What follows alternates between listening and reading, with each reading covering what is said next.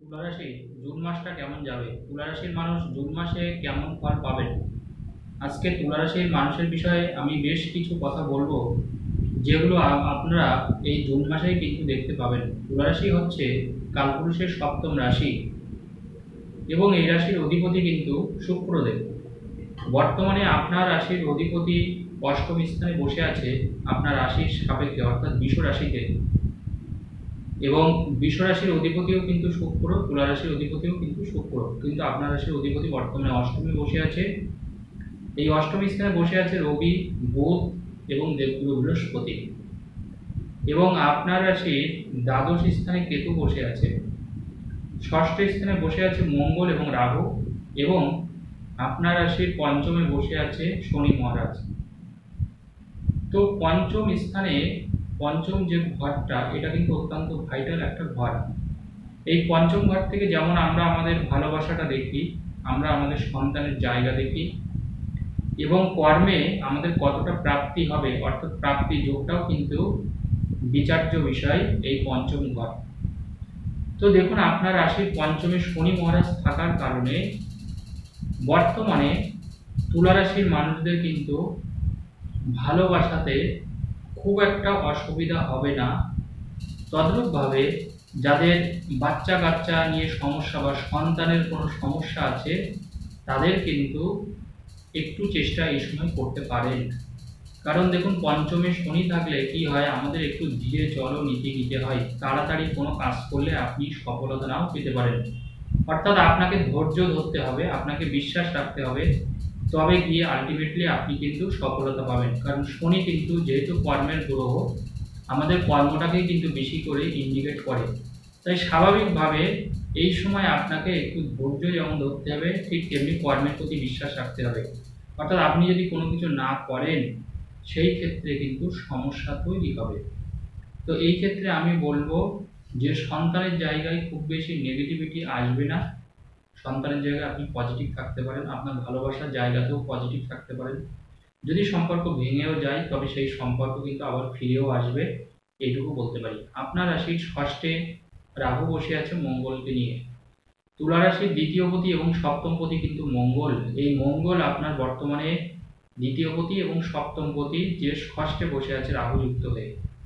এবার দেখুন, সপ্তম পতি যখনই ষষ্ঠ স্থানে বসে থাকবে, তখন কিন্তু আমাদের স্বামী স্ত্রীর মধ্যে অ্যাডজাস্টমেন্টের সমস্যা তৈরি হবে, মানসিক মতের অমিল তৈরি হবে। অর্থাৎ তার সাথে আপনার মতের অমিল তৈরি হতে পারে, একটা সন্দেহ তৈরি হতে পারে। সে যেটা বলবে আপনার পছন্দ নাও হতে পারে, বা আপনি তাকে যেটা বলবেন তার হয়তো পছন্দ হবে না। এই সপ্তম পতি কিন্তু অষ্টমে থাকলে এই জিনিসটা হচ্ছে, যেটা তুলা রাশি তুলা লগ্নের মানুষদের এই দিক থেকে অবশ্যই একটু সাবধানে থাকা প্রয়োজন হবে, যাতে করে স্বামী স্ত্রীর সম্পর্কটাকে নষ্ট না হয়। কারণ আর কিছুদিন বাদেই কিন্তু মঙ্গল আপনার রাশিতেই ঢুকবে, সপ্তমে ঢুকবে, অর্থাৎ মেষ রাশিতে প্রবেশ করবে। তখন কিন্তু আর এই সমস্যা হবে না। তবে ষষ্ঠে রাহু থাকার জন্য এই সময় আপনার শত্রুর পরিমাণ অনেকটা কম থাকবে। তুলা রাশির ক্ষেত্রে যারা আগে আপনার প্রবল বিরোধিতা করছিল, যারা একেবারে আপনার ক্ষতি চাইছিল, যারা আপনার খারাপ চাইছিল, আপনার অমঙ্গল চাইছিল, তারা কিন্তু অনেকটা তাদের জায়গা থেকে পিছিয়ে আসবে, সরে আসবে। অর্থাৎ অতটা খারাপ তারা আপনার আর চাইতে পারবে না, সেই জিনিসটা কিন্তু আপনি দেখতে পাবেন। এবং আপনার রাশির অষ্টমে কিন্তু বৃহস্পতি বসে আছে, এটা আপনার জন্য অত্যন্ত শুভ। দেখুন, অষ্টম হচ্ছে মানে সপ্তমের দ্বিতীয়, এবং এই অষ্টম ঘরকে বলা হয় মারক স্থান। তাই স্বাভাবিকভাবে সপ্তমের দ্বিতীয় মানে সপ্তমের কতটা বৃদ্ধি হবে সেটা কিন্তু আমরা দেখতে পাই অষ্টম ঘর থেকে। এবং সপ্তম ঘর এবং দ্বিতীয় ঘরটাকে জ্যোতিষশাস্ত্রে কিন্তু মারক স্থান বলে, খারাপ ঘর বলা হয়। তো স্বাভাবিকভাবে এই অষ্টমে বৃহস্পতি থাকার কারণে এখন কিন্তু আপনার মধ্যে একটু চঞ্চলতা দোষ তৈরি হতে পারে। এখন আপনার মধ্যে ডিসিশন মেকিং এর প্রবলেম তৈরি হতে পারে, অর্থাৎ যে কোনো কাজে দেখবেন আপনি সঠিকভাবে হয়তো সিদ্ধান্তটা নিতে পারছেন না। এবং তুলা রাশির ক্ষেত্রে মানে কিছুটা হয়তো আপনি একটু ভুল করলেন, মানে আপনি এমন কোনো একটা কাজ করলেন, ভুল করলেন, যেটা বেশ কিছুটা আর্থিক ক্ষতি আপনার হলো, অর্থের বেশ কিছুটা অপচয় হলো। এই জিনিসটা কিন্তু বর্তমানে তুলা রাশির মানুষদের মধ্যে চলছে। তা আমি বলবো পুরো জুন মাসটা সহ মানে যখনই কোনো সিদ্ধান্ত আপনি নেবেন, একটু চিন্তা ভাবনা করে নিন, বা বয়োজ্যেষ্ঠ মানুষদের কাছ থেকে, যারা আপনার ভালো চাই, মঙ্গল চাই, তাদের কাছ থেকে একটু আলাপ আলোচনা করে যদি সিদ্ধান্তটা নেন, সেই ক্ষেত্রে কিন্তু সেই সিদ্ধান্তটা আপনার পক্ষে যাবে, আপনার অনুকূলে আসবে।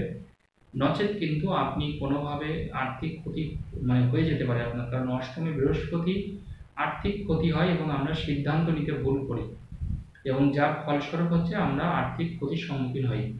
এবং দেখুন, এই অষ্টমে রবি এবং বুধও আছে, বুধাদিত্য যোগ তৈরি হয়েছে, কিন্তু অষ্টমী বুধাদিত্য যোগ ভালো ফল দেয় না, বিশ্বরাশিতে বুধাদিত্য যোগ কিন্তু ভালো ফল দেয় না। তাই এই সময় তুলা রাশির ছাত্রছাত্রী যারা আছে, যারা পড়াশোনার জগতে আছে, যারা কোনো গবেষণার কাজে যুক্ত, তাদের কিন্তু ধৈর্য রাখা মুশকিল হবে।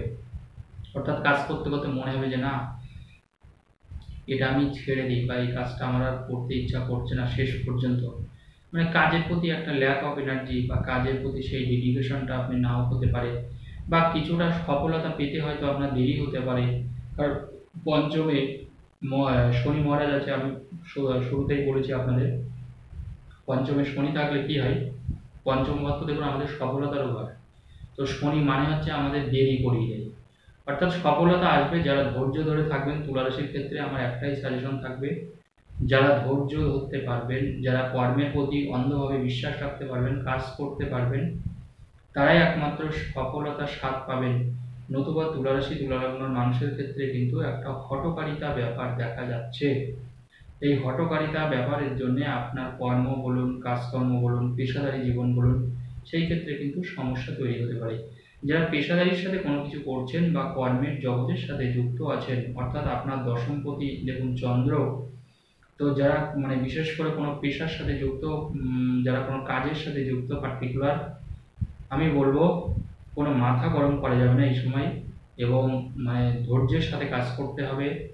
যদি কোনো মানুষ আপনাকে বেশি কম বলে বা আপনার বিরোধিতা করে, সেই ক্ষেত্রেও আপনি চুপ থাকতে শিখুন, বা ঠান্ডা মাথায় ব্যাপারটাকে হ্যান্ডেল করুন, তাহলে কিন্তু যথেষ্ট ভালো ফল আপনি কিন্তু দেখতে পাবেন।